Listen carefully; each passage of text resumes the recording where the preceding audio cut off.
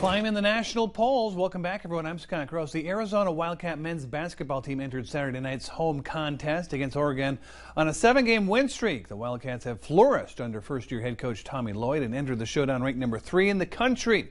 To the McHale Center in Tucson Saturday night. Light second half, Oregon by 2, make it 4 as Nafali Dante nails this jumper, 76-72 Oregon.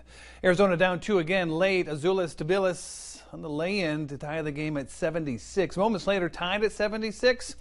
Watch Kerr Kriisa with a 30-footer. Yeah, the deep three-pointer gives Arizona a 79-76 lead. And with time winding down, the Wildcats up by 3. Oregon's Will Richardson does not get a shot off as time expires. 84-81 Arizona with the win. Arizona remains undefeated at home. They also remain on top of the Pac-12 conference and climb into the polls at number 2 behind Gonzaga after Auburn lost to Florida. Also on Saturday, the Arizona Western men's basketball team saw their winning streak end at 15. The Matadors fell on the road to Chandler Gilbert, 62-59. Nate Duda led the Matadors with 13 points, while Marquise Hargrove added 12. The 14th-ranked Arizona Western women's basketball team extended their winning streak to 24.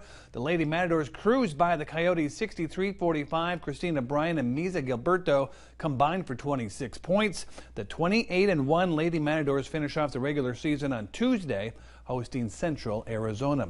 To Walt Cammon Field, where the Arizona Western baseball team looking to start pitcher Juan Gilfranco looking to avoid a sweep on Saturday against Central Arizona. Top of the 3rd inning, a scoreless tie. Franco gets leadoff batter Tyler Greggs to swing and miss for one of Franco's 7 strikeouts on the day.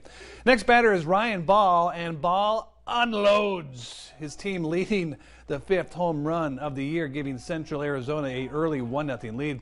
At home plate, Ball switches his helmet for a cowboy hat and adds a little celebration after the home run. Back to Arizona Western, Juan Gilfranco is going to be unfazed as he fans Tucson's Kiko Romero to end the top half of the 3rd. Matadors down 1-0. Home half of the 3rd, and catcher Noah Roberts is going to send a moonshot into short right center field. The ball is going to fall between the second baseman and right fielder. Roberts on with a leadoff single. Arizona Western would go on to win this one 8-2, earning a split in the double dip. The Matadors are now 11-3 on the season and host Scottsdale Post-Grad on Wednesday. To Charlie Dine Field for Game 2 of a doubleheader. 5th-ranked Yavapai feeling good early in this season. Elisa Garcia looking to snap AWC's 5-game losing skid. Top of the 1st. No score, 2-1 for Gabby Fragoso, and Gabby sends a deep shot over San Luis's Annette Juarez in left field. 1-run scores, and Yavapai's Kayla Rogers tries to make it 2, and she slides in safe at home. Rough Riders up by a score of 2-0. Moments later, it's Lavi Kepa'a with the RBI single that scores Gabby Fragoso. Rough Riders up again early by a score of 3-0. To the bottom of the 3rd we go. Lady Mats down 9-0, and Cebola's Christina Robles with the solid single to right. Calexico's Lynette Niebla advances to second base. Matadors starting a little rally. Next batter, Kofa's Vivian Guevara. She's going to have a CNI single to center field. Watch what happens, though. Here it is. Here's a single, and Niebla at second base. She's going to try to score, but she's going to be gunned out at home plate by a strong throw from Mia Weckel in center. Yavapai ranked number 5 in the nation. Just too much for Arizona Western, sweeping the doubleheader 15-0 in the early game and 11-2 in the second. To Shimamoto Simpson Stadium with the Tiger Athletic Director Victor Cruz and his staff, along with a nice crowd on to cheer Marco Aguilera and the Imperial boys soccer team against Mira Vista on Friday night. The 18th minute, the juniors forward Saul Gonzalez on the breakaway shows off some fancy footwork before having the ball cleared away by the Mariners. Game still scoreless. Moments later, though, junior Daniel Ortega, he's going to have a breakaway, and his shot just blocked by the Mira Vista goalie. Tigers and Mariners tied at 0. Midway through the 1st half, Gonzalez on a corner kick finds Leonardo Lopez, and Lopez's shot just clears the crossbar. 25th minute. Tigers on the attack yet again. Nathan Luna with the steal. The pass ahead to Daniel Ortega. Ortega is going to center to Saul Gonzalez, and Gonzalez with his own deflection and finds the back of the net. Stays with it. Tigers take the early 1-0 lead.